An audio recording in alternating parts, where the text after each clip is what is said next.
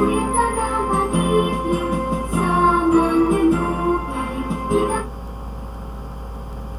umpisa tayo, no? So, umpisa tayo.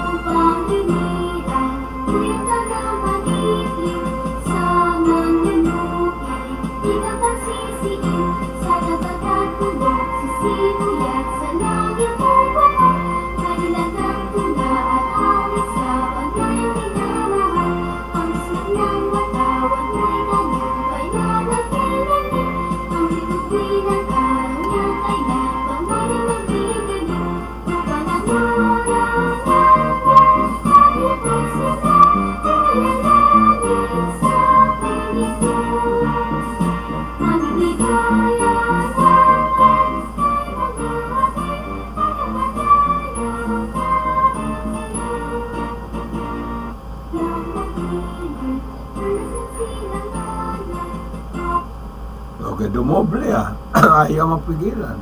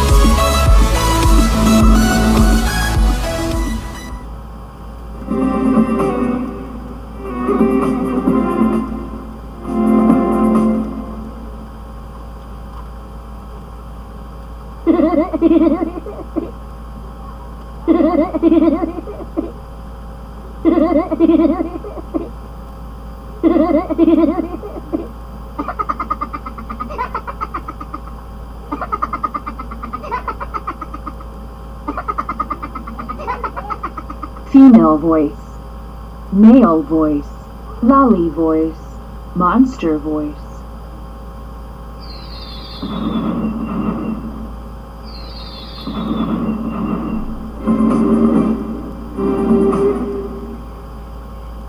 Okay, uy. Okay, muntikin din lumabas ang boses, no? Okay, ang time check natin ngayon. Okay, 33 minutos pasado alas 8. Okay, katapusan po ng buwan ng Nobyembre 2024, no? So, ang mga sa pribado ngayon ay okay, sigurado mag-sahod ng kinsena, no? Okay, mga factory workers, mga manufacturing, kahit mga malit na negosyo, no? Yung mga SMEs, MSMEs, okay?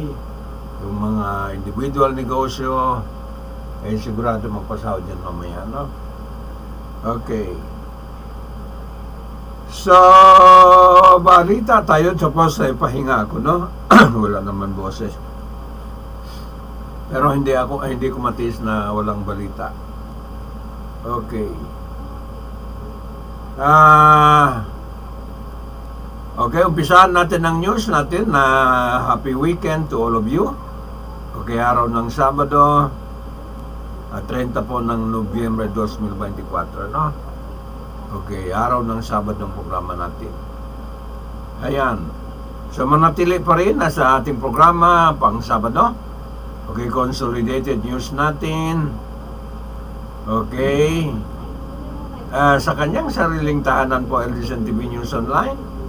Okay, sa mahabang programa, halo-halo special opinion balita, diba pa? At sa kanyang multi-links, okay, live TV news channel, mga suki, no? Okay, dagdagan pa natin, serbisyo publiko tinig ng mamamayan, ugnayan sa mamamayan, at saka itong tulong Okay, pag-concert sa mamamayan na. Okay, babati tayo. Magandang umaga. Good morning, good morning, good morning. Okay, sa mga minority, assalamualaikum warahmatullahi ta'ala wabarakatuh, no? Okay, hindi ako mapakali kasi gusto ko magbalita, no? Yung bantong ugali natin mga Pilipino po, no?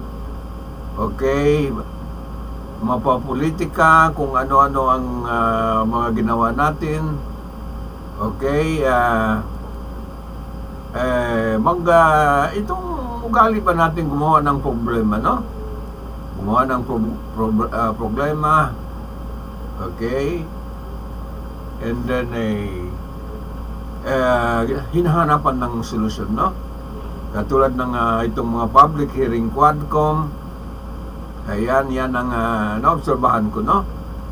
Can you imagine, okay, mga foreign entity, yung mga foreign outfit, parang galing sa mga China, galing sa Taiwan, galing sa US, galing sa mga ibang, sa mga, saan bang nakabase ang AP News? Sa France ba? O sa US? Okay, mga CBS, pinipick up po yung nangyari po sa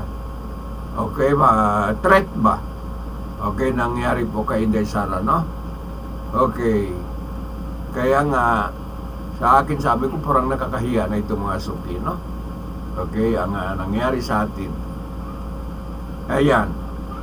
So, pasalamat tayo. Okay, nabigyan din ng pagpahupa po, pagkaroon po ng lal. Iyang hidwaan po politika nasyonal sa dalawang leader natin, presidente at saka vice president, no? Ayan, so nagawa ng solusyon, no? Okay, pansamantala. Okay, nagawa ng solusyon sa statement po ng na break po ni Anthony Taberna, no? Okay, nag-update din ako dito sa, nakaupo po lang ako dito, no? Okay, yung pinay-stop niya po ang plano po pag-imbis kay Vice President Sara, no? Kaya sinabi ko, tawa kung tawa. Okay, tayo mga Pilipino magaling gumawa ng problema. And then magaling din gumawa po ng solusyon mga suki, no? So yan. So, sa ngayon, medyo lull time, medyo ceasefire. Okay, kahit may bangayan, hindi na po grabe po ng nakarang 2 linggo, no? Can you imagine sa Quadcom hearing na yan, okay, muntik na mga magsampalan, muntik na po magbatuhan ng mga microphone, okay, in between former President Rodrigo Roa Duterte at saka yung si Senator Antonio Trillanes IV. Okay, si former Senator De Lima, ayan, Leila De Lima, no? Ang gusto ko lang kay sa 2 leader, no? Itong si former President Rodrigo Roa Duterte at saka si De Lima, kaya pa po ng magtabi sa upuan mga suki, no? Grabe. Okay, kung sa atin yan, sa mga ugali natin, mga minority, hindi po pwede ganun, no? Can you imagine, pinakulong ng 7 taon? Okay, itong si Senator De Lima, okay, ng dating presidente natin, President Rodrigo Roa Duterte sa kanyang termino. Okay, and then nakalaya din bandang huli, no? Pagpasok po ng administration ni President Marcos Jr., nakalaya mga suki, no? Nawala ang kaso niya. Can you imagine that? Okay, magkalaban talaga sa politika and then pwede po magtabi sa upuan mga suki, no? Ayan, and then may mga biruan pa pinalabas po sa social media. Kaya sabi ko, mga magagaling talaga itong mga politician, mga suki, no? Okay, walang personalan. Okay, tabi-tabi pa sila ni former president sa hearing, no? Rodrigo Roa Duterte and then si De Lima, mga inambagan po ng suntok mga suki, no? Pero baliwala po kay former Senator Leila De Lima, no? Balay wala sa kanya. Okay, ngiti pa nga eh. Okay, napagsabi pa. Okay, nagkita sila, nilapitan pa raw siya ni former President Rodrigo Roa Duterte, no? Okay, kaya para batiin. Okay. Sa kanyang social media short video, no? Itong si De Lima, no? So, sabi ko, pag dito sa mga atin sa Basilan o kaya sa Sulu o kaya sa mga ibang area ng BARM, hindi po pwede ganun, no? Palagay ko magsampalan. Pero sa kanila po wala. Talagang makikita mo ang civility ng mga politician po in between former President Rodrigo Roa Duterte at saka Leila De Lima, no? Ang hindi talaga magkasundo kung sa mga hearing ay itong si Senator Antonio Trillanes Report at saka itong Rodrigo Roa Duterte. Lagi yun magkainitan po mga suki, no? So, yan po observation natin, no? Kaya sinabi ko, ang tayo mga Pilipino mga marunong, okay, magaling, gumawa ng problema, and then mga marunong din bandang huli po gumawa ng solusyon, no? Okay. So, yan po ang naobserbahan ng programa, Halo-Halo Special Opinion Balita. Parang may yung mga kaso, mga attorney, pag sa hearing, wala talaga pabor-pabor, no? Pero pagkatapos ng hearing, sabay-sabay po sa mga kapehan, okay, o kaya kainan, and then mag-usap-usap po ron, no? Marang mga ganun ba? Pag sa work ethic, o kaya time ng trabaho, talagang seryoso. Ayan, so ganun din mga politician natin, no? Okay, so, tayo, kaya sabi ko tayo mga taga-suporta, huwag tayo seryoso masyado, no?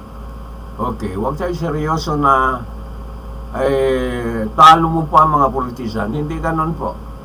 Dapat dahan-dahan din tayo, no?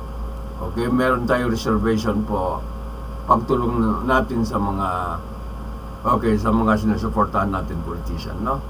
Hindi dapat seryosohin masyado. Okay, laro lang ito eh.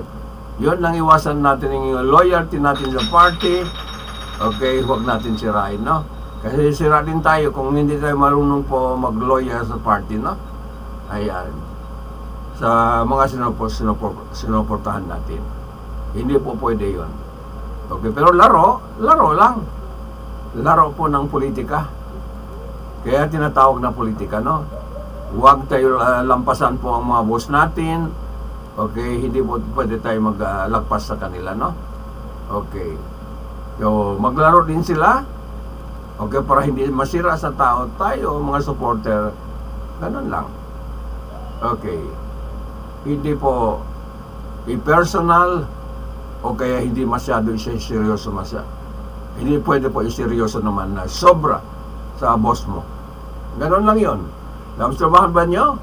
Okay, tabi-tabi pa ni President Rodrigo Roa Duterte at saka si Senator Leila De Lima. Kaya pa sila magtabi, no? Kahit na gano'n nangyayari. Ayan. Nung nakaraan po ng 6 na taon, okay, panungkulan po ng former President Rodrigo Roa Duterte. So, ayan po ang nakita natin, na politics in the Philippines. Okay, pwede gumawa ng problema and then pwede rin po ng gumawa ng solution. In conclusion, statement po, yun lang pala nakasolve, no? Statement lang po ng Palasyo, President Bongbong Marcos Jr. Okay, para sa bayan, and then yun po ang answer sa problema yon, mga suki, mga kababayan. Okay, sandali lang. Ayan. Okay. Sana. Kaya huwag tayo seryoso. Okay. Station sa presyo ng mga kalukuyan at napakaroon.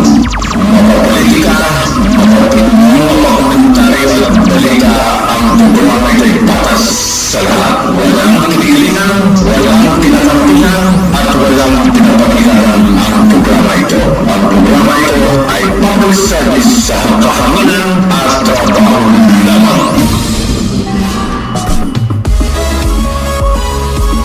Okay, palakpakan natin ang mga politiko natin, no? Ganon lang talaga.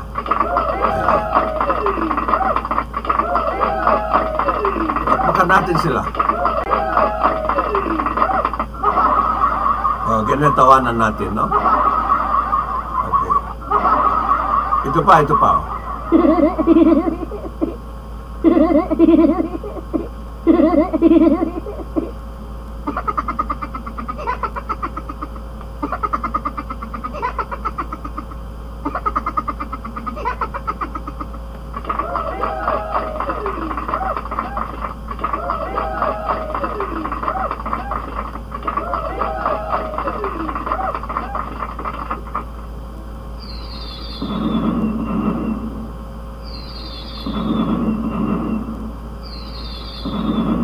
Okay, hanapin po natin balitang hangin.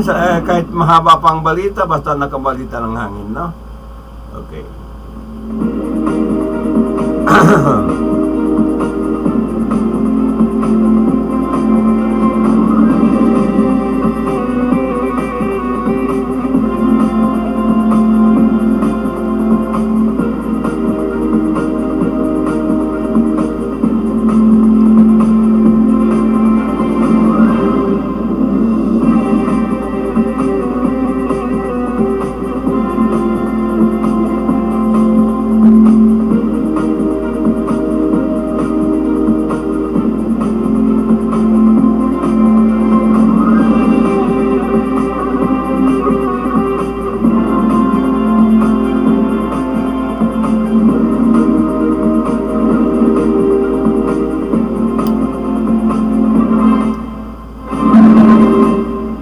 Huwag natin seryosohin masyado, no? Ang politika dito sa atin, huwag tayong mawalan po ng focus, concentration sa mga hanap buhay natin, no?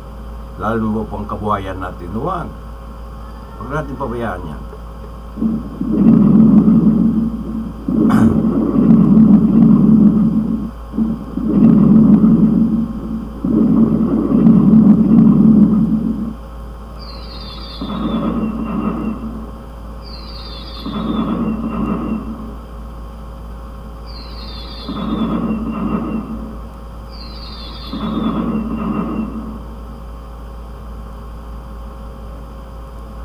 Okay, balitang hangin tayo, no? Tingnan natin balitang hangin.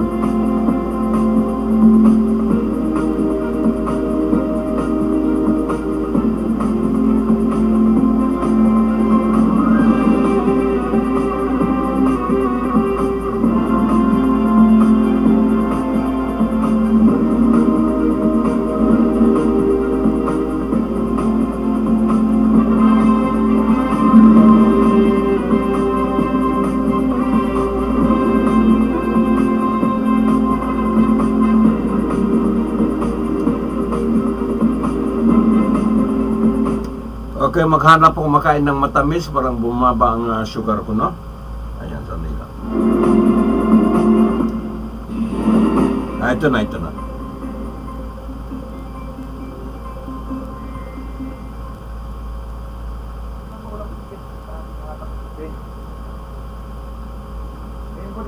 Meron po tayong tatlong weather systems pa rin po na nagpapaulan sa ating bansa. Una na dyan ay panginoon pa rin ng north, sa may northern and central north, na nagdadala po ng pagbaba ng temperatura doon. At ito yung hangin po galing sa may Ilaga. Meron pa rin tayong clear line naman na lilinas kung saan nagtatagpo ang malamig na hangin at mainit na hangin galing sa Silangan. Nagdadala rin ng isang malalakas na ulan sa may bahagi ng southern Luzon. Sa Visayas, down po kita na naman pa rin ng mahina, sadyang mahina po ang sound nila, no? So, hanap muna ko, dyan lang kayo, hanap ako muna ng makain na matamis, no? Bumaba ang sugar ko. Maraming mga may ng ulang dahil sa kaliwa at kanang bahagi ng ating bansa, pero wala po sa mga ito magiging bagyo sa mga unang araw. Ngayong araw, asahan pa rin po ang magulang panahon sa northern and central Luzon, particularly sa Cagayan Valley, Cordillera at Pacific Luzon and Aurora, dahil pa rin sa north, or hangin ang minhan. Dito naman sa Ilocos Luzon, west of central Luzon, ganyan sa Metro Manila, asahan pa rin ang minsan makulimlim na panahon sa may maulap at madalas maulap na kalangitan na sinasamahan ng pulong kay Sisilan, dulot pa rin ng north. Sa aming mga kababayan naman sa may southern Luzon, asahan yung mga minsan malalakas na patulan sa may Quezon Province, dito sa Laguna, Rizal at malaking bahagi ng Kapitulan, hanggang 200 mm po ang posible, lalo na sa may Patrick Catanduanes, ganyan sa Albay and Sorsogon dahil sa clear line. Meron na po, Putuseco. Sa bahagi ng Mimaropa, Kailan makakain ng matamis? of Calabarzon, then sasamahan din ito ng mga pulo-pulo mga paulan or matamis. tanghal hanggang sa gabi dahil sa clear line. Kapag sipagin na pagbaba ng temperatura sa malaking bahagi ng Luzon, per Metro Manila mula Hindi na matamis masyado, katamtaman lang. Tagaytay 21 to 29 degrees, for Baguio hanggang 22 degrees Celsius lamang, at malaking bahagi pa ng Northern Luzon, sa 30 Ako sinuman ng kape, solve na. Sa ating mga kababayan po sa Palawan, halos po Visayas and Mindanao at din pa rin po ang makulimlim na panahon ngayong araw at sasamahan din ng kalat-kalat ng mga pagulan at mga thunderstorm epekto ng Intertropical Convergence Zone or ICCZ. Pinaka-uulaning system po sa Visayas at Caraga Rizal, positive hanggang 200 mm sa may Northern Samar at Eastern Samar. Pag diabetic ka, dapat may nakahanda ng mga matamis, For the rest of Jackson, Surigao del Norte and Dinagat Island. At ilang pambahagi gamot. na magkakaroon ng isang point ng mga thunderstorms sa isang malalakas. Pagkasabit ng hapon ng gagawin sa picture po, na meron pa Hirap mag-control ng diabetic. payo o panagal sa ulan at mag-ingat sa bantang baha at pagbubulan pa. Temperature natin sa Metro Cebu hanggang 31 degrees Celsius pagsabit ng tanghali, habang dito naman sa Zamboanga City and Davao City hanggang 32 degrees Celsius. Dahil sa patuloy na pagbaba ng northeast monsoon namin, hanggang pa rin tayong daily warning or matataas na mga alon sa may silangang baybayin po ng Luzon hanggang 4.5 Wala na. sa kalahati pala pang Sari sa Hindi na malakas. Katan, sa may baybayin ng Isabela, gayon din sa Northern Aurora at sa bahagi ng Cool na. Island. Delikado ang mga pag-alon na to. Posibleng pagbawalan po yung mga small city natin. Magiging maalon din po sa natitirang baybayin ng Luzon hanggang 2 to 3 meters po ng mataas pa nito at delikado sa small sea vessels at pagsapit bukas posibleng tanggalin na yung daily warning sa may silang baybayin ng Luzon pero mananatili maalon pa rin for coast of Luzon at Panay at matamtama naman sa Visayas at sa Mindanao. Siyempre, magpapaulan pa rin po ang northeast monsoon sa Cagayan Valley, Cordillera Luzon and Aurora at magdadala pa rin sa may kalangulang panahon.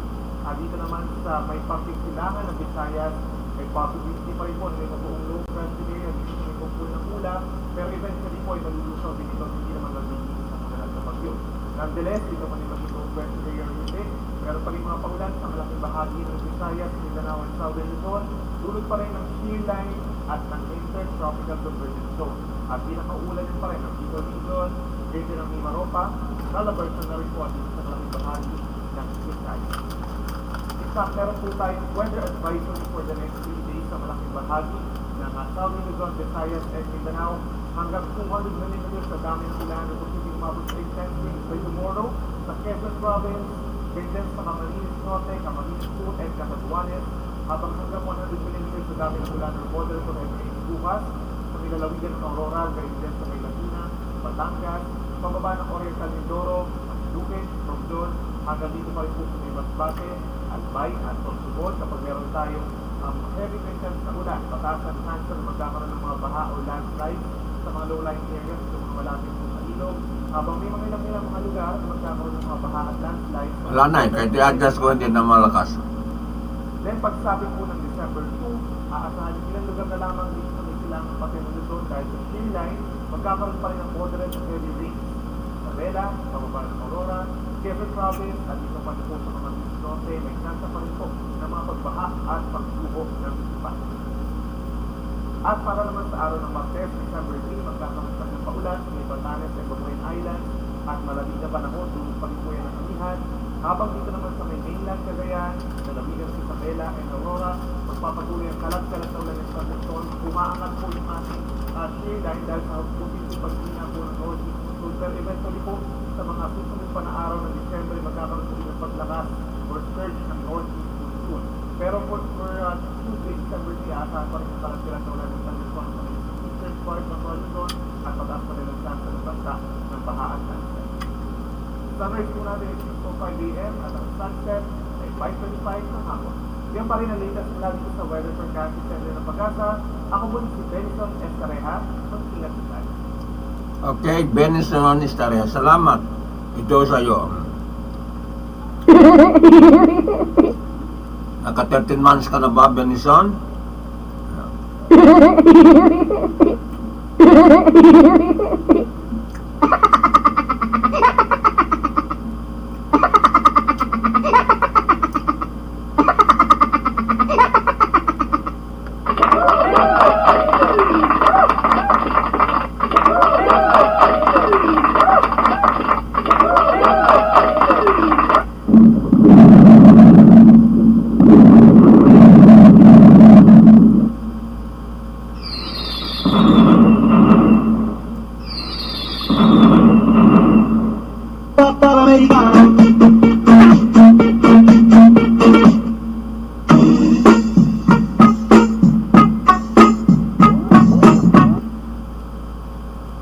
Okay, tamang-tama po, magkaroon po ng ceasefire ang politics na national kasi season po para sa inyo, no? Okay, season para sa inyo ang mag-celebrate po ng Christmas season, no? Ay, okay. Para naman na at least itong Pasko, okay, masayang pamilyang Pilipino, no? Kung kayo mag-celebrate po ng Pasko. Ako, hindi po mga suki, no? Okay. Pero, lang. Bati-bati lang. Pero kami, okay, hindi po required na mag-celebrate kami ng season, mga suki, no? Okay. Sa inyo, walang problema. Sige lang. Magpakasaya kayo sa inyong Christmas season, no? Okay, sa holiday season. Okay. Okay, happy holiday. Happy holiday, happy Christmas season yun, no? Okay. Greetings po. Okay, galing po sa ADLSN TV News Online at saka itong halo-halo special opinion balita. Okay, sa umaga nito, no? Sige, magpakasaya kayo. Sigurado po makakuha na ng mga bonus o kaya cash gift pag 13 months itong Disyembre, no? Ayan. So, sige lang. Okay, dahan-dahan lang po pag-celebrate, no? Lalo na po yung may kasama po paputok. Okay, dapat wala ng paputok. Kardero na lang pag kuan-kuanin na lang ganun, point ng kardero. Okay, maingay na yon. Ayan. Hindi na po kasamahan po ng mga baril o kaya mga okay, paputok pa. Gastos pa. Okay, kung meron na pera, pambili na lang ng panregalo mo sa mga kailangan mo, yung mga inanak. Yan na lang gawin nyo. Okay, kami makikinig na lang. Sige po. Okay.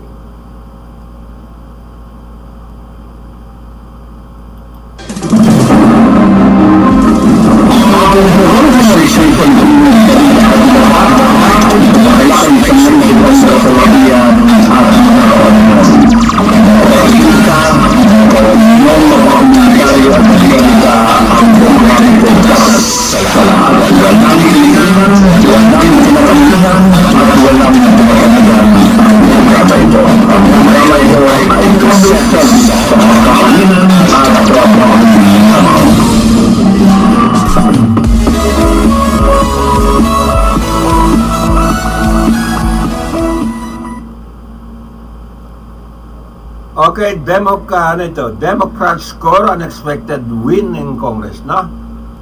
Okay, so itong pakinggan natin US Okay, after post-election, bakit po na masasabi ito ng Democrats score unexpected win in Congress, no? So, pakinggan natin para maintindihan natin. Okay, bakit nasabi nila, no? Okay, parang sa mga hukom, okay, mga judge, okay, sa Supreme Court, makakontrol pa rin ng Democrats, no? Yan po ang importante po, Masuki, mga kababayan, no? Sige. Okay, kung meron na mga bagong balita, singit na lang natin, no? Okay, basta ito muunahin muna natin. Democrats, okay, score unexpected wins in Congress, no? Okay, sige.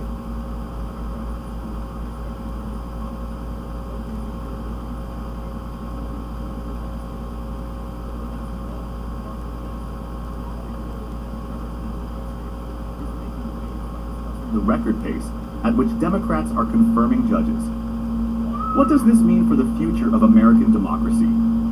As the Democratic Party gains momentum with these recent victories, Mark Elias stands at the forefront of this legal battle. With an impressive track record of winning 64 out of 65 cases related to election integrity, Elias isn't just fighting for votes. He's fighting for the very foundation of democracy itself. What innovative strategies is he employing to combat Republican voting laws perceived as restrictive? And how will these developments shape the upcoming electoral landscape? Let's break it down. The Democratic-controlled Senate has been confirming judges at an unprecedented rate, with over 100 judicial appointments made in a remarkably short time. This surge in confirmations is crucial for the Democratic Party, as it seeks to shape the judiciary in ways that align with its progressive values and policy goals. The implications of these appointments extend beyond merely filling vacancies. They play a significant role in countering numerous state-level laws that challenge voting rights, reproductive freedoms, and other critical issues.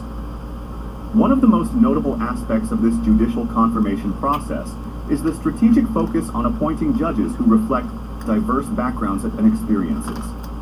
This approach aims to ensure that the judiciary not only interprets the law, but also embodies the values of equity and justice that many Democrats advocate for. The confirmed judges include individuals with extensive experience in civil rights law, public interest work, and other areas that resonate with the party's agenda. The impact of these judicial confirmations is already being felt in various legal battles across the country. With a more favorable judiciary, Democrats can better defend against legislative assaults on civil liberties. Recent court decisions have shown a willingness to scrutinize voter ID laws and other measures perceived as suppressing turnout among marginalized communities. These rulings are critical as they help set legal precedents that can influence future cases. Hold on. Like and subscribe to Global News Network for the latest headlines. Let's continue. Moreover, as the Supreme Court continues to grapple with contentious issues such as abortion rights and climate change regulations, lower courts play a crucial role in shaping the legal landscape. The newly confirmed judges are likely to influence how these cases are handled at lower levels before they reach the Supreme Court. This means that their decisions could lead to more favorable outcomes for Democrats on key issues, reinforcing the importance of these judicial appointments. The speed and volume of these confirmations signal a strategic shift from previous administrations.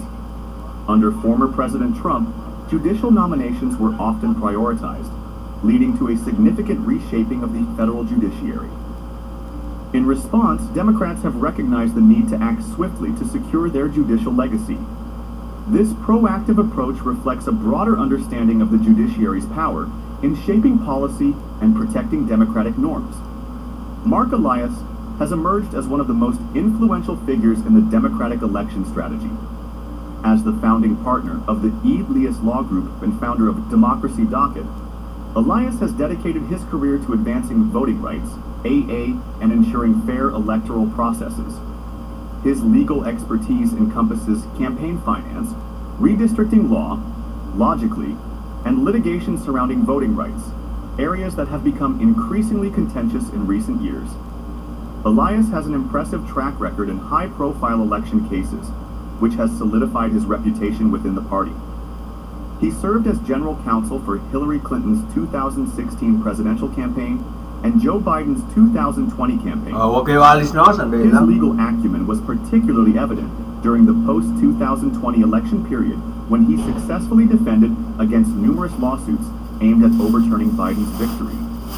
Notably, Elias won 64 out of 65 cases related to these challenges, showcasing his effectiveness in navigating complex legal landscapes. In addition to his litigation work, Mark Elias founded Democracy Docket in 2020. This platform is a crucial resource for information on voting rights litigation. It provides analysis and updates on various legal battles occurring across the country, specifically highlighting efforts to combat restrictive voting laws that have emerged in the Republican-led states. This initiative demonstrates Elias's commitment not only to legal action, but also to educating the public about their voting rights. Democracy Docket has become an essential tool for activists, lawmakers, and citizens. By raising awareness of ongoing legal challenges and victories, Elias helps mobilize public opinion around the importance of protecting democratic processes. The platform also serves as a central hub for coordinating grassroots efforts aimed at advocating for fair elections and expanding access to voting. Elias's work has mobilized grassroots support for voting rights initiatives across the nation.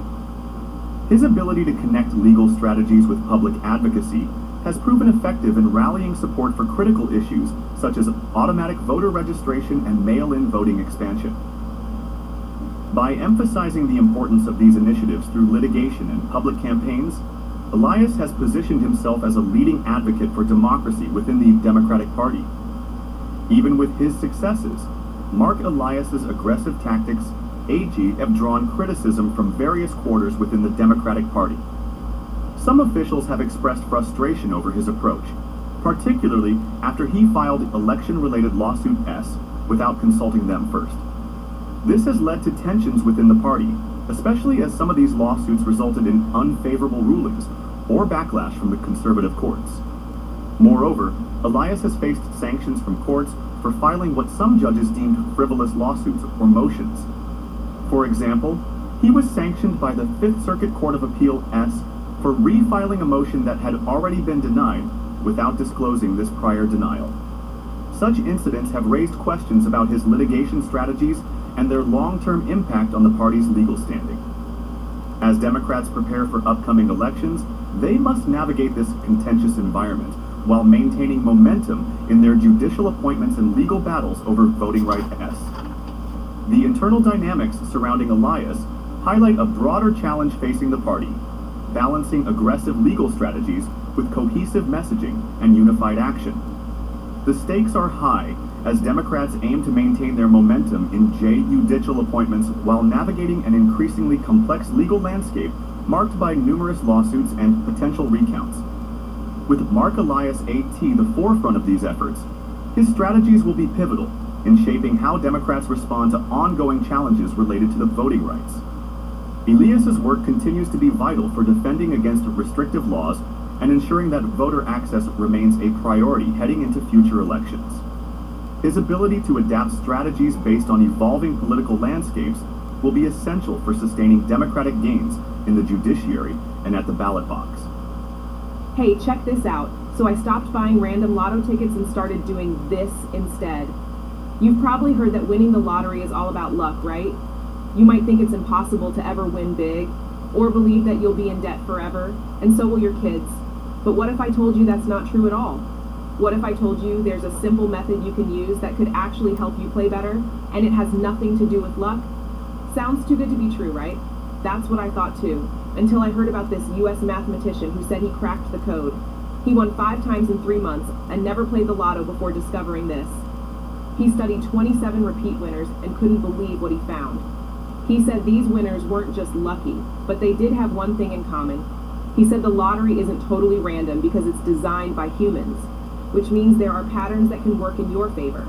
And he found the common pattern of all 27 repeat winners. He took this, applied advanced probability theory, and came up with a simple method anyone can use to help pick better numbers. He first tested it out with some friends, and they couldn't believe the results. One of them had been playing the same numbers for years, and after using this method, they hit a big win within weeks. He told me even his parents, who had played their whole lives, started seeing success. And now hundreds of people are using this strategy to win like never before. I was skeptical at first, but I decided to give it a try, and boy am I glad I did.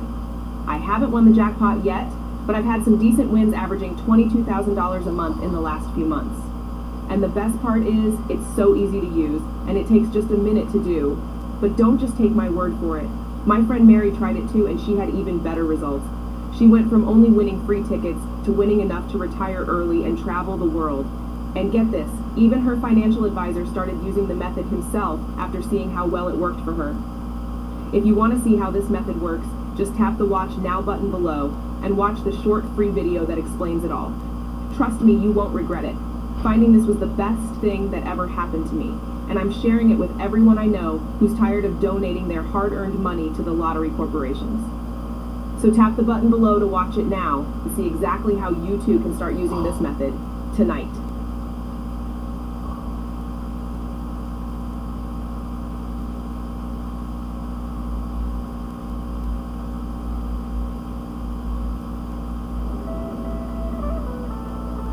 Mga kaibigan, alam niyo ba na milyong tao ang nagtitrade ngayon at kumikita ng malaking halaga sa mga financial market?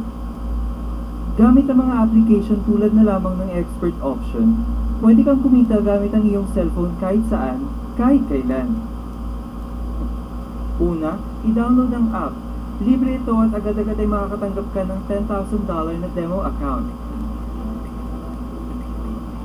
Habang i-download ang expert option app, tara sa yate ko. Pagkatapos, sasabihin ko sa inyo kung paano gagamitin ang $10,000 demo money para maging totoong pera tulad ng ginawa ko. Kaya bakit ko pinili ang expert option? Bueno, maaari mong ma-withdraw ang profit mo sa loob lamang ng ilang segundo. At ang pinakamaganda pa rito, ay binibigyan ng expert option ang lahat ng kanilang trader ng malalaking bonus kapag nag-deposit sila. At ipapakita ko sa inyo kung paano ito gawin. Ang lahat ng ito ay napakadali.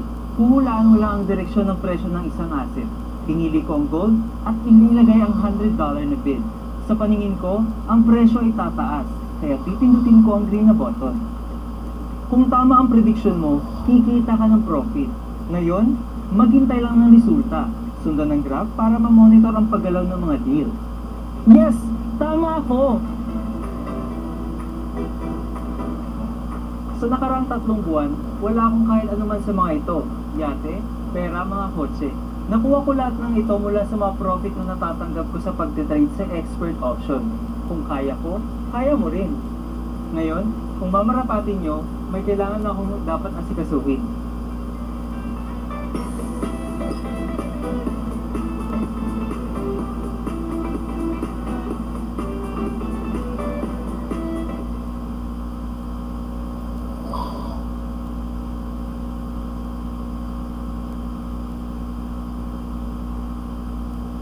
By focusing on both judicial confirmations, and effective advocacy through figures like Mark Elias, Democrats are positioning themselves strategically for upcoming electoral challenges while aiming to protect democratic norms amidst an increasingly polarized political environment. Mark Elias and his team have employed a variety of legal strategies to combat Republican voting laws perceived as restrictive. These strategies are particularly focused on addressing measures that they argue suppress voter turnout, such as strict ID requirements and other legislative changes. One significant approach has been to file lawsuits challenging the constitutionality of these laws, arguing that they disproportionately affect marginalized communities. For example, in Georgia, Elias's team successfully challenged a law that imposed strict voter ID requirements for absentee ballots. They argued that this law would disenfranchise voters who may not have easy access to the required forms of identification, particularly among low-income and minority populations. The lawsuit emphasized the importance of ensuring equitable access to voting, aligning with broader democratic goals of protecting voting rights. Another notable case involved Texas, illogically, where Elias and his colleagues filed a lawsuit against the state's new voting restrictions that included limiting early voting hours and imposing stricter rules on mail-in ballots. The legal team argued that these measures were designed to suppress turnout among communities of color, who historically faced greater barriers to voting. The lawsuit sought to block the implementation of these laws, asserting that they violated both state and federal voting rights protections. In addition to direct challenges to specific laws, Elias has also focused on broader voter suppression tactics employed by Republican-controlled states. For example, in response to attempts to restrict ballot measures, such as requiring a higher percentage of votes for constitutional amendments, Elias has argued that these changes undermine democratic processes and voter empowerment. His team has filed lawsuits in several states, including Ohio and Utah, where proposed changes aimed at making it more difficult for voters to pass initiatives were met with legal challenges. The legal strategies employed by Mark Elias are not just reactive, they are also proactive. By anticipating potential legislative changes that CE would restrict voting rights, Wycus component placement. His team has been able to prepare legal arguments and mobilize public support ahead of time. This approach allows them to challenge laws before they take effect, thereby minimizing their impact on upcoming elections. The combination of judicial confirmations and ongoing legal challenges significantly affects the political landscape, shaping not only the Democratic Party's strategy, but also public perception and the voter turnout. Judicial confirmations have provided Democrats with a more favorable judiciary that can support their legal arguments against restrictive voting laws. As more judges sympathetic to Democratic values are appointed, there is potential for more favorable rulings in cases involving voting rights. This judicial landscape is crucial as it directly impacts how courts will handle challenges to Republican measures aimed at limiting voter access. Moreover, the ongoing legal battles have heightened public awareness of voting rights issues. As lawsuits gain media attention, they bring issues of voter suppression into the spotlight, potentially galvanizing voters who may feel disenfranchised by recent legislative changes. This increased awareness could lead to higher voter turnout among groups that are typically underrepresented in elections, such as young voters and people of color. However, the political implications are complex. While the Democrats aimed to frame their legal battles as efforts to protect democracy and ensure fair access to the ballot box, Republicans have positioned their measures as necessary for maintaining electoral integrity. This framing allows them to appeal to voters who may be concerned about election security, a narrative that has gained traction in recent years. As both parties prepare for what could be a contentious election cycle, the potential for litigation over election result looms large. With both Republicans and Democrats gearing up for legal battles over the outcomes of the 2024 elections, it is likely that disputes will arise regarding mail-in voting, ballot counting procedures, and other electoral processes. This environment creates a backdrop where every aspect of voting is scrutinized, leading to potential challenges regardless of which party emerges victorious. The implications for a voter turnout are significant. If voters perceive that their rights are under threat due to restrictive laws, or if they feel empowered by successful legal challenges against such measures, their motivation to participate in elections may increase or decrease accordingly. Public perception of the Democratic Party will also be influenced by how effectively they can communicate their commitment to protecting voting rights while countering Republican narratives about election integrity.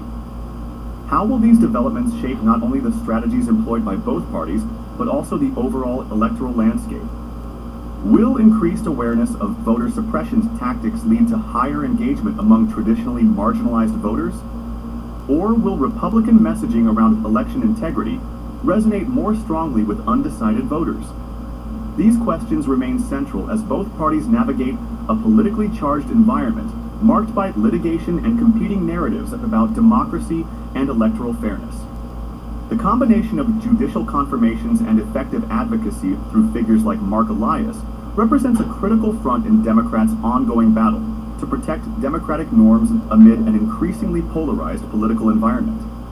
The interplay between these factors will undoubtedly shape electoral outcomes in 2024 and beyond. Looking ahead, Democrats face several potential challenges in maintaining their judicial appointments amid a changing political landscape.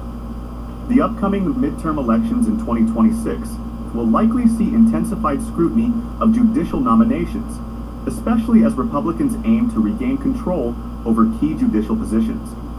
With many judges appointed during the Trump administration still holding significant influence, Democrats must navigate a complex environment where every judicial appointment could be contested. Mark Elias has indicated that he is prepared for a prolonged legal battle in the lead up to and following the 2026 elections. He has emphasized the importance of being proactive rather than reactive when it comes to election-related litigation. Elias plans to continue mobilizing resources through his organization, Democracy Docket, which tracks ongoing litigation and provides updates on voting rights issues. His strategy involves challenging restrictive laws and advocating for policies that expand voter access. Elias is also aware of the need for collaboration with other advocacy groups and legal organizations to strengthen their collective efforts against voter suppression tactic SEF. By forming coalitions, he believes they can create a more robust defense against Republican-led initiatives aimed at limiting voting rights. This collaborative approach could enhance their ability to respond quickly to emerging threats and adapt their strategies as necessary. As Republicans ramp up their legal efforts, reportedly involving over 130 lawsuits related to voting regulations, Elias recognizes that Democrats must remain vigilant and responsive. He anticipates that many of these lawsuits will serve as precursors for post-election challenges, particularly if close races lead to disputes over results.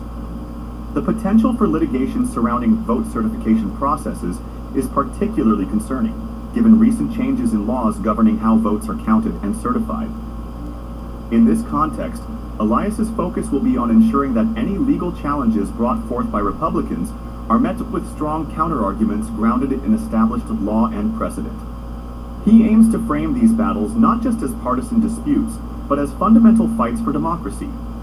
By emphasizing the importance of fair elections and voter rights, Elias hopes to galvanize public support and maintain momentum heading into 2024.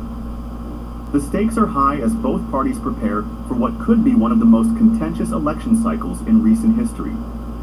With increasing polarization around voting issues, how effectively can Elias and his team navigate these challenges? Will they be able to counteract Republican narratives while simultaneously ensuring that voter rights remain protected? As we move closer to Election Day, these questions will be critical in determining not only the outcome of the elections, but also the future landscape of American democracy itself. How will these judicial confirmations and legal battles influence voter turnout and public perception of the Democratic Party moving forward? We want to hear your thoughts. Don't forget to like this video and subscribe to Global News Networks for more insightful coverage of the stories that matter. Thank you for watching.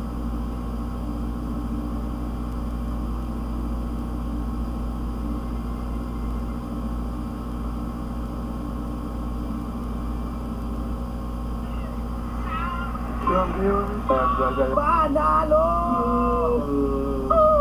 Nanimig na kayo! Champion! Nanimig ka! Nanimig ka!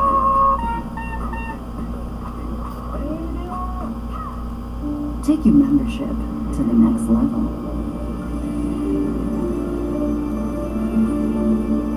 Up to 5% cashback with a Landers Cashback Everywhere credit card from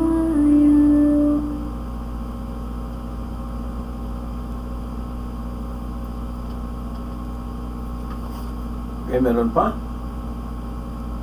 Okay. Sige. Meron pa ba?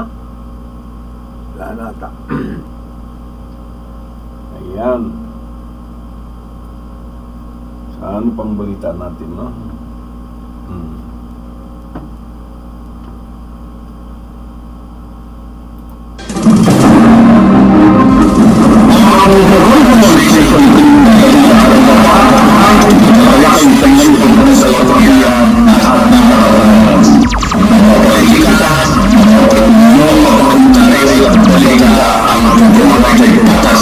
Sa lahat, walang pilihan, walang pinapatilan, at walang pinapatilan ang programa ito. Ang programa ito ay pagsasabi sa kapangalan at kapangalan lamang.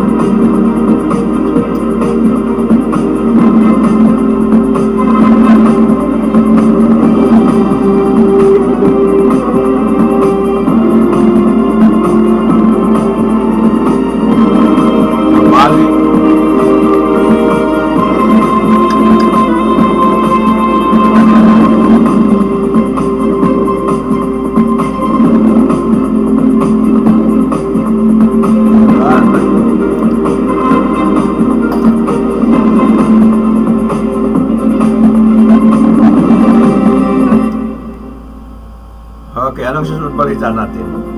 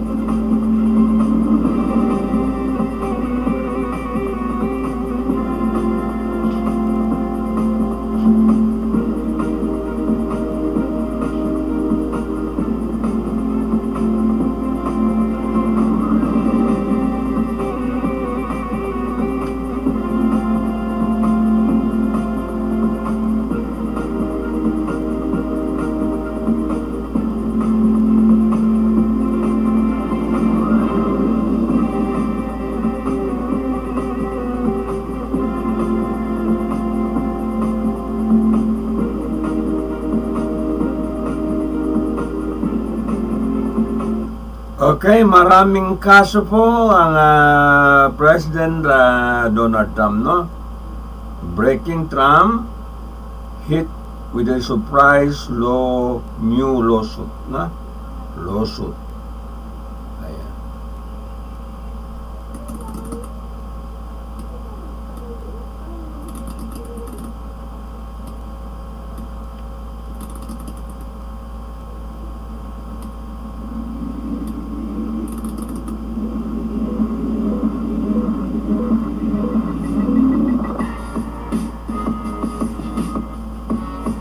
You're watching The Legal Breakdown. Glenn, we've got some surprise news here. It looks like Donald Trump is now contending with a brand new lawsuit against him. I don't think anybody saw this coming. Can you explain what just happened?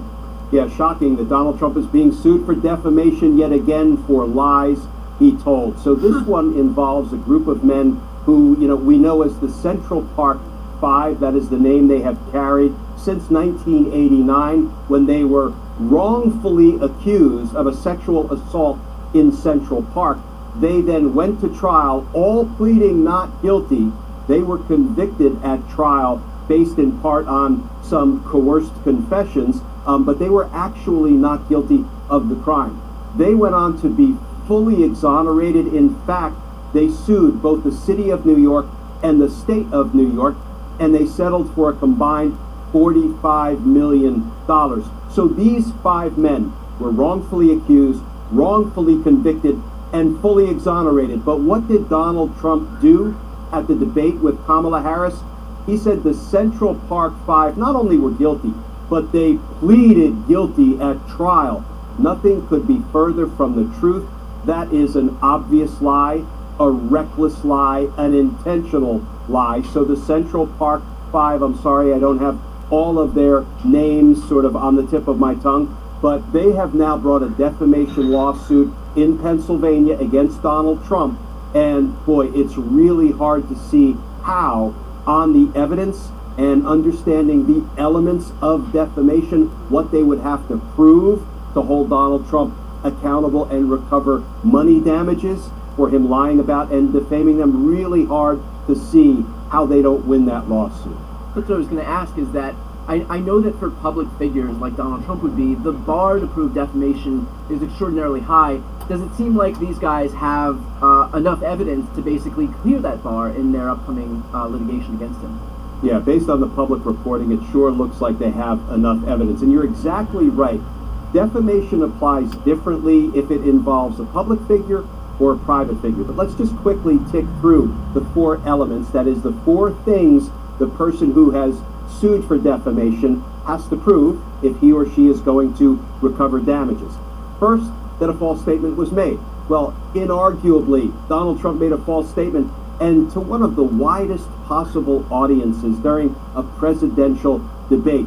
He said that they pleaded guilty at trial, and nothing could be further from the truth. Not only did they plead not guilty, Brian, they maintained their innocence throughout their lengthy period of incarceration. In fact, there's some reporting that had they accepted responsibility and falsely said, okay, I admit my guilt, they could have been released even earlier from prison than they were, but they wouldn't.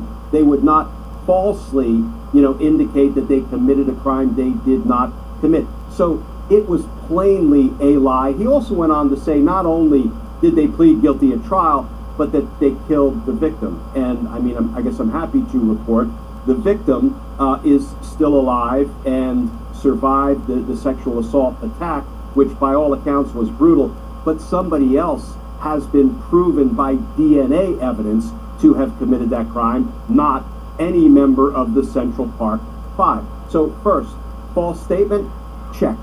Second, that false statement has to be published or communicated to a third party. Check, because Donald Trump, published it and communicated it to the widest possible audience during a presidential debate. And then the third element, we have to split into two separate parts.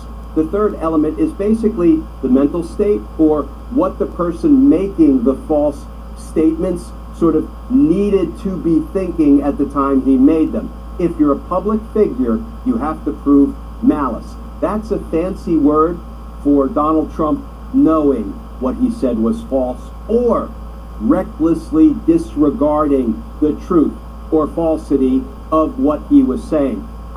Talk about reckless disregard. It has been reported for decades that the Central Park Five were fully exonerated, did not commit the crime, and did not plead guilty at trial. So, even for a public figure, and I'll hasten to add, at least one of the Central Park Five went on to be elected to New York City Council, so he is probably a public figure, so he will have that higher burden of proof. I'm not sure what the other four members of the Central Park Five are doing, whether they're public figures or not, but let's drop down. If you're not a public figure and somebody tells a lie about you, but rather you're a private person, then the bar is lowered to simple negligence when you're telling the lie. What does that mean?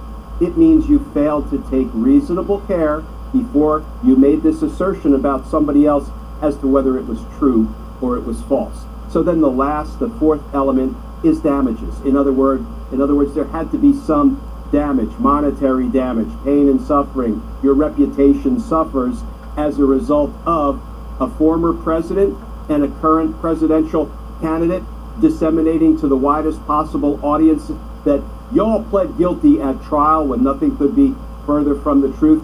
These five men suffered damages, and I have a feeling they will win their defamation suit.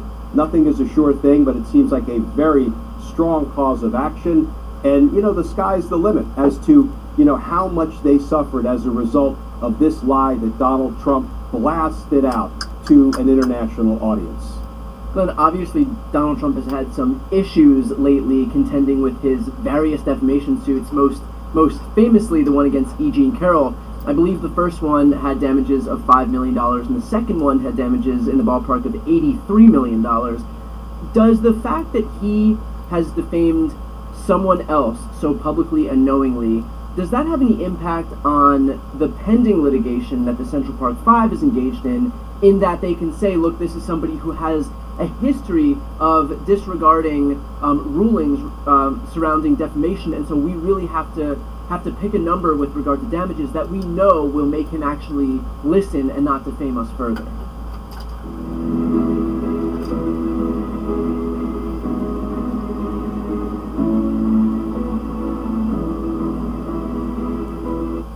Yeah, let me give you a definitive answer to that question, and the definitive answer is maybe. Why? Because it is up to the judge to rule on whether what we call other acts of uncharged misconduct are admissible in the present trial. We call that 404B evidence. That's a shorthand for the rule of evidence that says, you know what? even if you're not charged with it in this case, or even if it's not part of the civil suit that's been brought, if you did something similar previously in unrelated circumstances, perhaps lied about other people, if the judge rules that it's admissible to show that you have a pattern, you have a habit, right? It can go to knock down a claim of just an honest mistake. Well, no, think about it in these terms. If somebody's on trial for robbing a bank and they robbed the bank 4 times previously, even though those charges were not part of the current bank robbery charge, a judge might very well rule, you know what?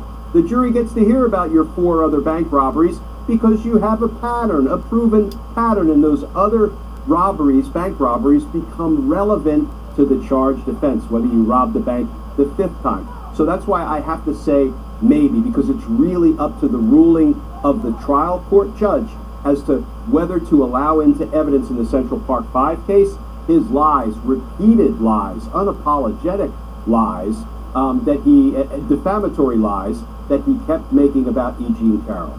But does it lend itself to reason, for example, that if in the E. Jean Carroll case they started with a $5 million floor in terms of his damages, and that obviously did nothing to deter him from making these defamatory claims about her, and then they bumped it up to $83 million, that in the Central Park 5 case, they could simply say, look, we already know based on previous acts by him, based on this precedent that he himself has set with these defamation cases, that $5 million ain't going to do the trick. And so if we want to make sure that we're protected from his defamatory claims, that we have to start off, our floor has to be closer to that $83 million number as opposed to the 5.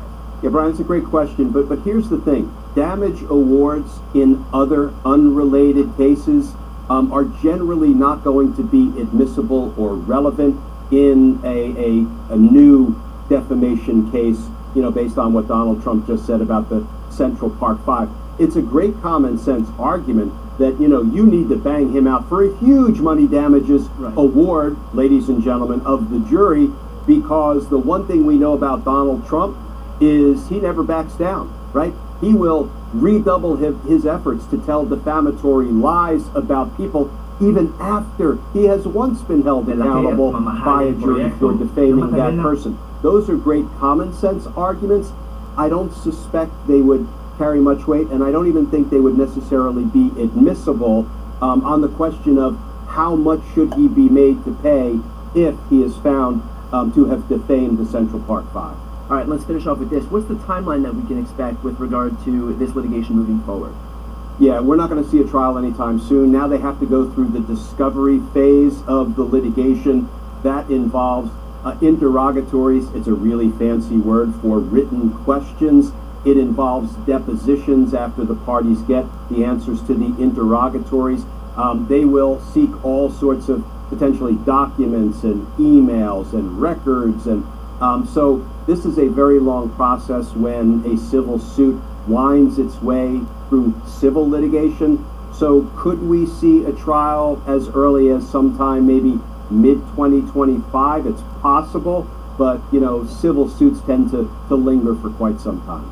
Okay, well, we will of course stay on top of this, as well as the vast array of other prosecutions that Donald Trump is contending with right now. But while of course this won't jeopardize Trump's freedom, it may certainly jeopardize millions, if not tens of millions of dollars in his bank account. So again, we will stay on top of this. As soon as we have any updates, we'll bring them to you. For those watching right now, if you want to follow along, please make sure to subscribe. The links to both of our channels are right here on the screen. That is the best way to support our work.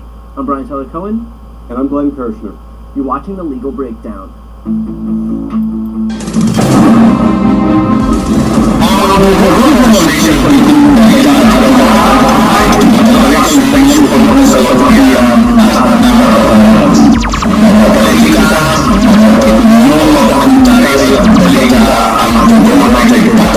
Sa lahat, walang pilihan, walang pinapagpilan, at walang pinapagpilan ang programa ito. Ang programa ito ay pagsasabi sa kahanginan at katawan lamang.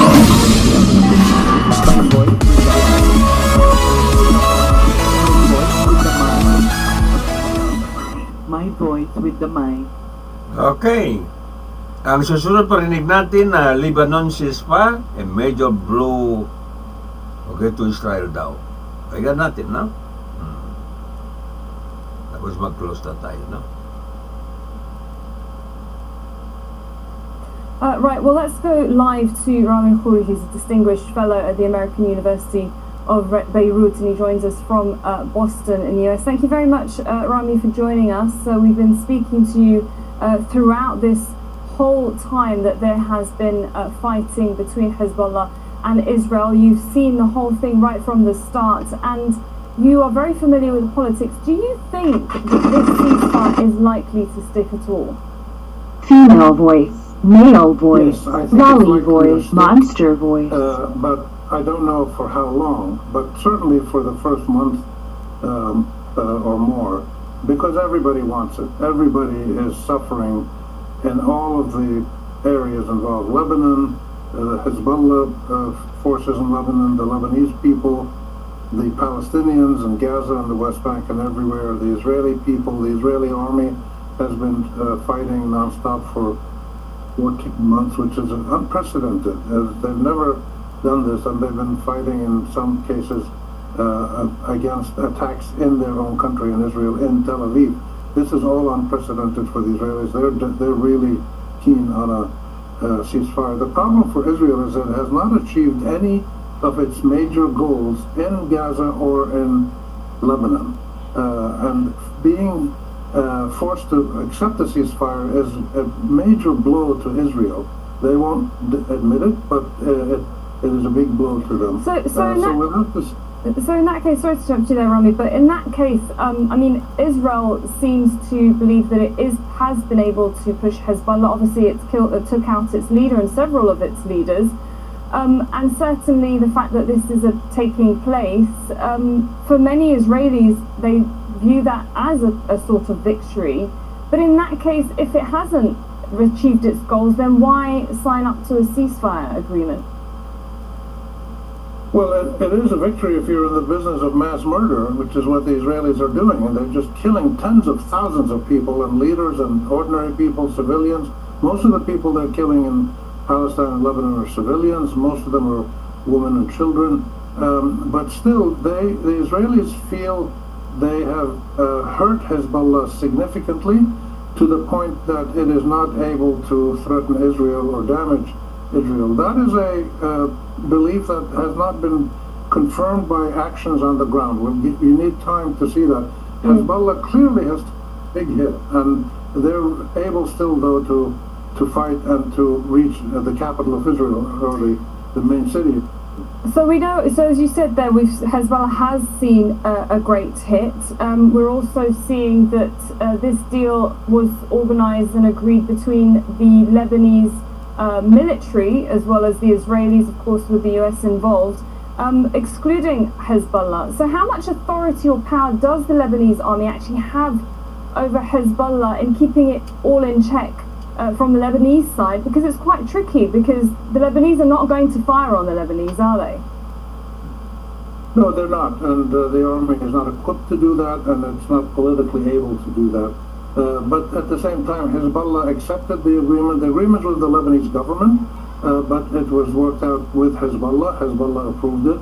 The fighting is between Hezbollah and Israel, not the Lebanese government and Israel, though they have political differences. So the reality is that the situation will hold because it's in Hezbollah's interest to have a ceasefire, regroup, to look at their losses, to strengthen their weakened areas, not necessarily to fight again in 3 months, but in case they have to, they want to be prepared to do so. This has been the exactly. I was just about to say, I mean, you know, is this a chance for Hezbollah to have a break, if you like, to regroup, to figure things out? Because yes, it has long-range missiles, and those that I spoke to, certainly when I was there in the northern border on the Israeli side, were worried about those anti-tank missiles, the long-range missiles, but they have drones, and actually that was one of the things that Hezbollah used, certainly in the beginning of the war, that killed many and injured a lot of soldiers on the Israeli side. So we know that they could potentially regroup and take a bit of time out, if you like. But where does this leave Iran in all of this, especially as you have a US President, Donald Trump, coming into power once again, and we know what his line is when it comes to Iran. Yeah, you use the word regroup. Hezbollah's already regrouped. They've already returned to a position of offensive capability as well as defensive capability, which is the main reason I believe that Israel accepted the ceasefire. Iran is a very important player in all this, but Iran, more than anybody else, wants to avoid a full-scale war with Israel, and it also wants to avoid a full-scale Hezbollah-Israel war, because Hezbollah's power in Iran's eyes is its deterrent capability to frighten Israel, to keep Israel from attacking Iran. But what has happened is that that equation has been disturbed now.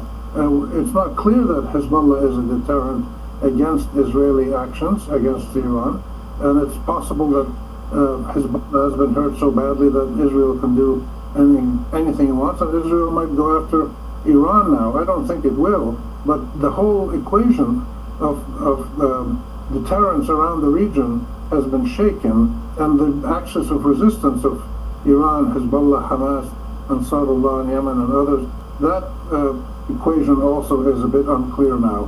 What will they do? I think we'll have to wait and see. And then, of course, the focus is going to go back to Gaza, I believe. A shake-up indeed, certainly not just in Lebanon and the situation with Israel, but also for the entire region, and it will be interesting to see whether this ceasefire will hold. Thank you very much, Rami Fauri, joining us there from Boston, a fellow at the American University of Beirut. Thank you, Sarah. Make sure to subscribe to our channel to get the latest news from Al Jazeera.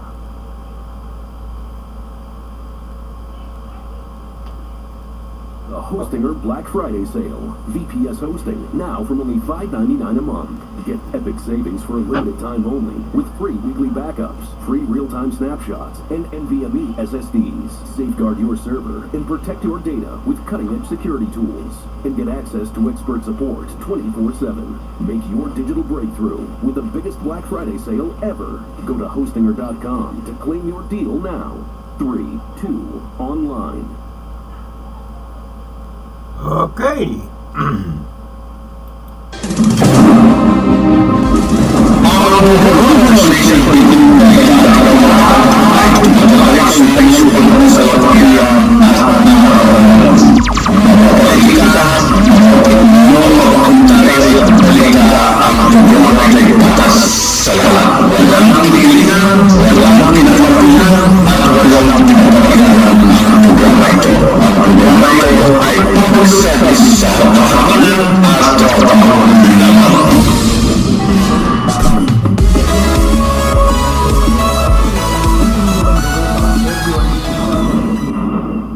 Itong 33 kilometers at mayroong 17 stations na magiging fully operational. Tinimulang gawin noong February 2019. Project Build, no? Kilometers at mayroong 17 stations na magiging fully operational sa 2029. 488 billion pesos ang pondo nito na inutang sa Japan. Tinimulan din ang paggawa sa North-South Commuter Railway o Clark-Calamba Railway noong February 2019. May haba itong 147 kilometers at mayroong 36 stations na magiging fully operational sa 2029. 874 billion pesos ang pondo nito na karamihan ay inutang sa Asian Development Bank at sa Japan. Number 13, Rice Tarification Law. Naisabatas ang Rice Tarification Law noong February 2019. Ito ang naging tugon ng pamahalaan sa kakulangan sa bigas na nagdulot ng pagtaas ng presyo.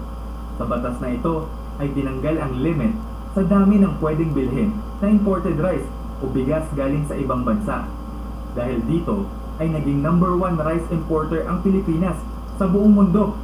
Naging masamang balita naman ito sa ating local farmers dahil imbis na matulungan silang pataasin ang produksyon ay mapipilitan silang ibenta ng mura ang kanilang palay para labanan ang murang imported rice.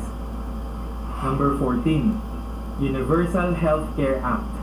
na isabatas ang Universal Healthcare Act noong February 2019. Sa batas na ito ay automatic na miyembro at sakop na ng PhilHealth ang lahat ng Pilipino, pati na ang mga hindi nakakapagbayad ng contribution.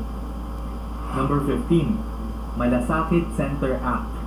Na isabatas ang Malasakit Center Act noong December 2019 na nagtayo ng 163 malasakit centers sa iba't ibang public hospitals sa bansa.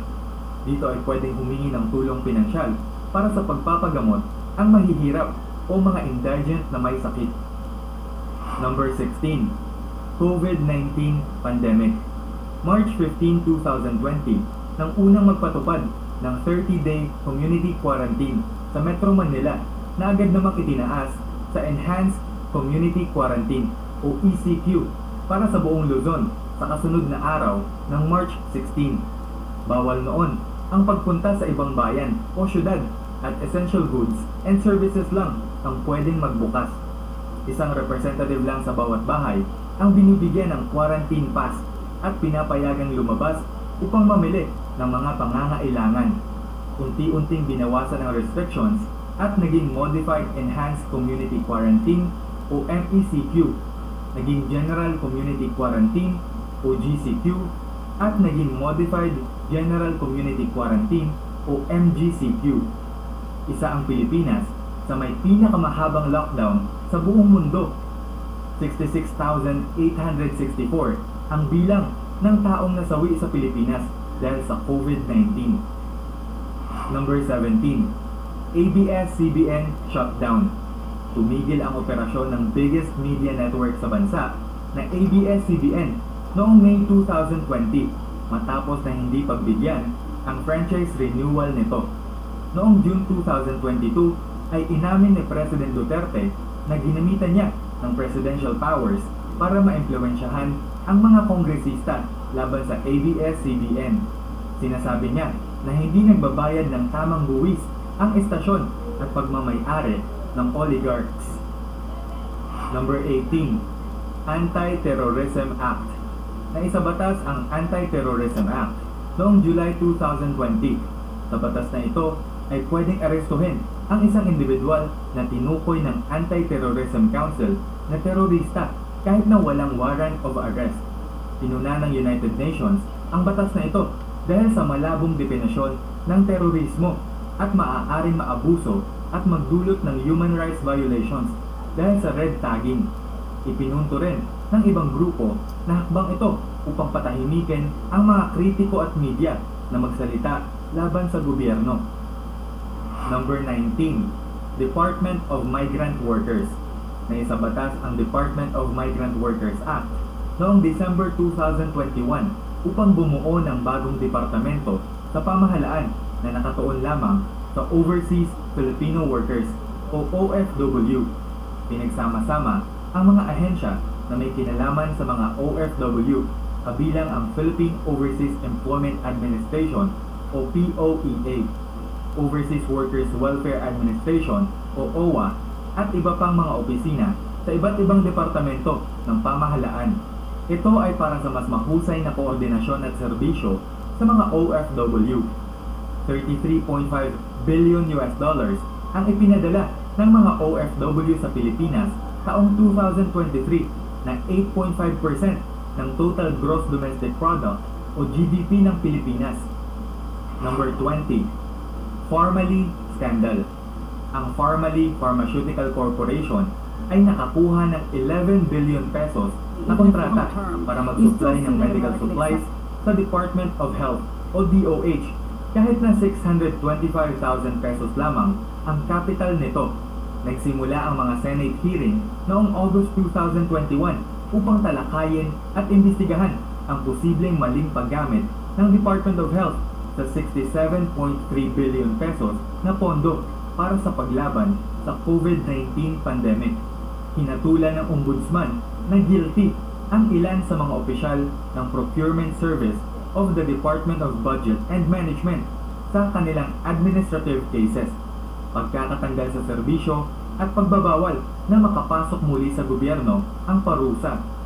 Ang 7 officials ng PSDBM, 6 formerly executives and employees, at si former DOH Secretary Francisco Duque III ay kinasuhan ng paglabag sa Anti-Graft and Corruption Practices Act, ngunit pending pa rin ito. Number 21, high approval rating. 67.5% ang approval rating ni President Duterte bago matapos ang kanyang termino. Ginawa ang survey mula March 30 hanggang April 6, 2022 at mayroong 1,500 katao na respondents. Mas mataas ito kumpara sa approval rating. 52% noong patapos na ang kanyang termino. Satisfied ka ba sa performance ni President Duterte bilang presidente ng Pilipinas? Naniniwala ka rin bang siya ang best president in the solar system? Aabangan namin ang sagot mo sa comment section. I-click lamang ang link sa description o comment section para sa part 1 ng video na ito. At yun na nagtatapos ang ating kwentong kaalaman sa araw na ito. Huwag mo kalilimutang i-like ang ating Facebook page at mag-subscribe na rin sa ating YouTube channel. At laging isa-isip na ang magandang bukas ay nag-uumpisa sa pagtuklas. Okay, sandali lang, maghanap buhay naman tayo, no?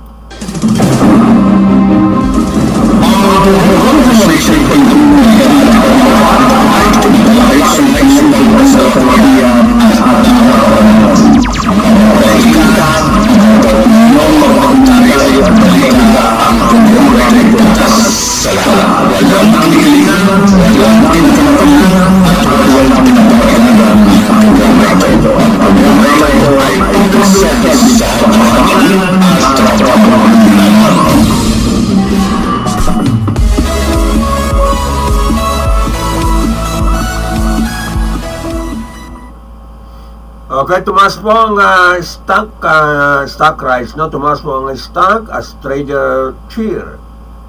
Treasury pick. Okay, pakinggan natin ito, no? Sige.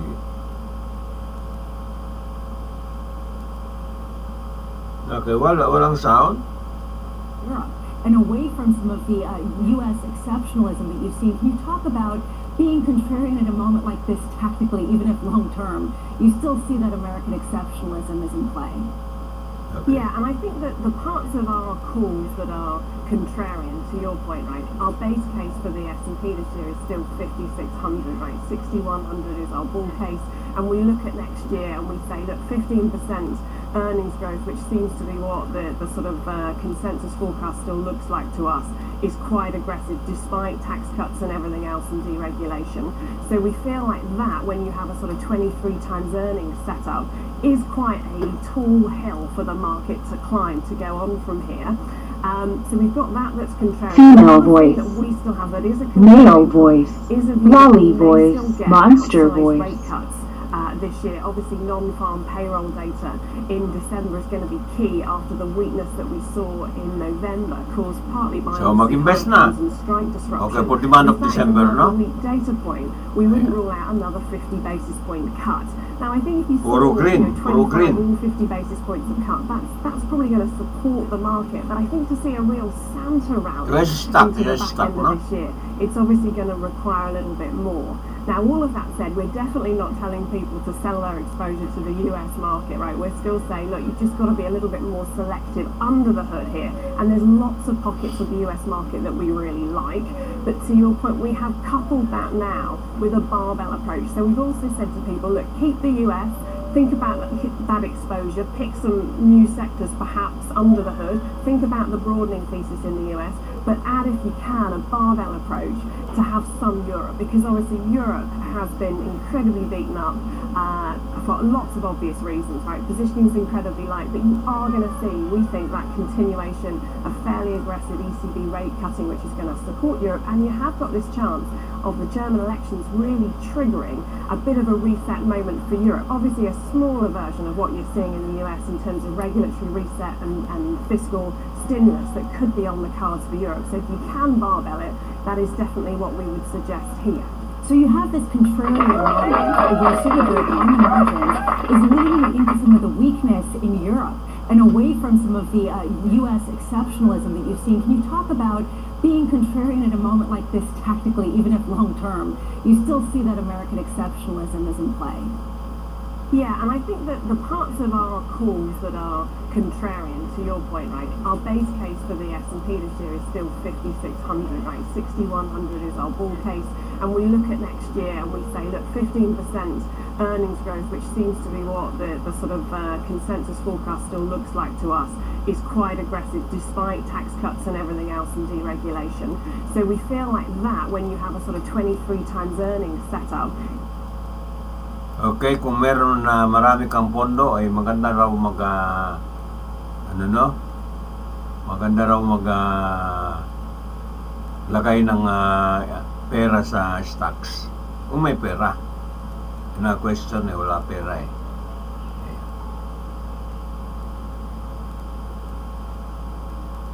Yung mga pera-pera kahit konti eh, doon na nakalaan. Ang problema, dapat meron yung saving. And then mag-withdraw and then lagay sa stocks. Yan ang the best. Quite a tall hill for the market to climb to go on from here. So we've got that that's contrarian. The other thing that we still have that is a contrarian call is a view that we may still get outsized rate cuts this year. Obviously non-farm payroll data in December is going to be key after the weakness that we saw in November, caused partly by obviously hurricanes and strike disruption. But if that is another weak data point, we wouldn't rule out another 50 basis point cut. Now I think if you saw 25 or 50 basis points of cut, that's probably going to support the market. But I think to see a real Santa rally into the back end of this year, it's obviously going to require a little bit more. Now all of that said, we're definitely not telling people to sell their exposure to the US market, right? We're still saying, look, you've just got to be a little bit more selective under the hood here. And there's lots of pockets of the US market that we really like. But to your point, we have coupled that now with a barbell approach. So we've also said to people, look, keep the US, think about that exposure, pick some new sectors perhaps under the hood, think about the broadening thesis in the US, but add, if you can, a barbell approach to have some Europe, because obviously Europe has been incredibly beaten up for lots of obvious reasons, right? Positioning is incredibly light, but you are going to see, we think, that continuation of fairly aggressive ECB rate cutting, which is going to support Europe, and you have got this chance of the German elections really triggering a bit of a reset moment for Europe. Obviously a smaller version of what you're seeing in the US in terms of regulatory reset and fiscal stimulus that could be on the cards for Europe. So if you can barbell it, that is definitely what we would suggest here. So you have this contrarian moment where Citigroup on the margins is leaning into some of the weakness in Europe and away from some of the U.S. exceptionalism that you've seen. Can you talk about being contrarian at a moment like this tactically, even if long term, you still see that American exceptionalism is in play? Yeah, and I think that the parts of our calls that are contrarian, to your point, right, our base case for the S&P this year is still 5,600, right, 6,100 is our bull case, and we look at next year and we say, look, 15% earnings growth, which seems to be what the sort of consensus forecast still looks like to us, is quite aggressive despite tax cuts and everything else and deregulation. So we feel like that when you have a sort of 23 times earnings setup is quite a tall hill for the market to climb to go on from here. So we've got that that's contrarian. The other thing that we still have that is a contrarian call is a view that we may still get outsized rate cuts this year. Obviously non-farm payroll data in December is going to be key after the weakness that we saw in November, caused partly by obviously hurricanes and strike disruption. But if that is another weak data point, we wouldn't rule out another 50 basis point cut. Okay, kung meron po pondo-pondo galing sa kay mga cash gift, 13 months, okay, yung extra salary, okay, ilagay na sa kuan, no? Ilagay po sa stocks. Okay, maganda raw sabi po ng itong taga Citibank, no? Ayan, sige. Now I think if you saw 25 or 50 basis points of cut, that's probably going to support the market. But I think to see a real Santa rally into the back end of this year. It's obviously going to require a little bit more. Now, all of that said, we're definitely not telling people to sell their exposure to the US market, right? We're still saying, look, you've just got to be a little bit more selective under the hood here. And there's lots of pockets of the US market that we really like. But to your point, we have coupled that now with a barbell approach. So we've also said to people, look, keep the US, think about that exposure, pick some new sectors perhaps under the hood, think about the broadening thesis in the US, but add, if you can, a barbell approach to have some Europe, because obviously Europe has been incredibly beaten up for lots of obvious reasons, right? Positioning is incredibly light, but you are going to see, we think, that continuation of fairly aggressive ECB rate cutting, which is going to support Europe, and you have got this chance of the German elections really triggering a bit of a reset moment for Europe. Obviously a smaller version of what you're seeing in the US in terms of regulatory reset and fiscal stimulus that could be on the cards for Europe. So if you can barbell it, that is definitely what we would suggest here. So you have this contrarian moment where Citigroup on the margins is leaning into some of the weakness in...